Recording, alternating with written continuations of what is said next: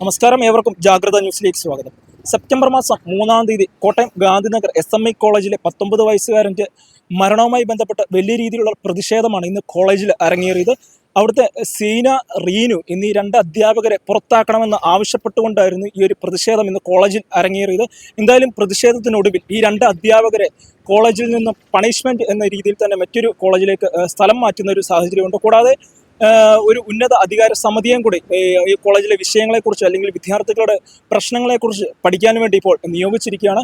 ഇന്ന് രാവിലെ മുതൽ കോളേജിൽ വലിയ രീതിയിലുള്ള പ്രശ്നങ്ങൾ, അതുപോലെ തന്നെ പ്രതിഷേധം രൂപപ്പെടുന്ന ഒരു സാഹചര്യമുണ്ട്. SFI ഉൾപ്പെടെയുള്ള രാഷ്ട്രീയ സംഘടനകളും ഇതിന് പൂർണ്ണ പിന്തുണയുമായി വരുന്ന ഒരു സാഹചര്യമുണ്ടായി. എന്തായാലും എല്ലാ രക്ഷിതാക്കളും അതുപോലെ തന്നെ വിദ്യാർത്ഥികളും ഒന്നടങ്കം കൂടിയായിരുന്നു ഈ ഒരു പ്രതിഷേധത്തിൽ പങ്കെടുത്തത്. ഈ ഗാന്ധിനഗർ സെന്ററിൽ അല്ലാതെയുള്ള 2 ടീച്ചേഴ്സിനെ കൊണ്ട് ഡീറ്റെയിൽഡ് എൻക്വയറി നടത്തി.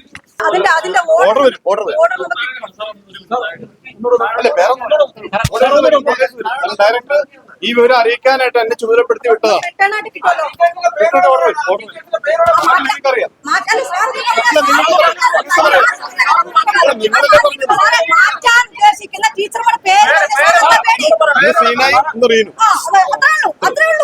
സെപ്റ്റംബർ 3-ാം തീയതിയാണ് കോട്ടയം ഗാന്ധിനഗർ SMI കോളേജിൽ 1-ാം വർഷ MLT വിദ്യാർത്ഥിയായ തിരുവനന്തപുരം സ്വദേശിയായ 19 വയസ്സുകാരൻ അജാസ് മരിച്ചത്.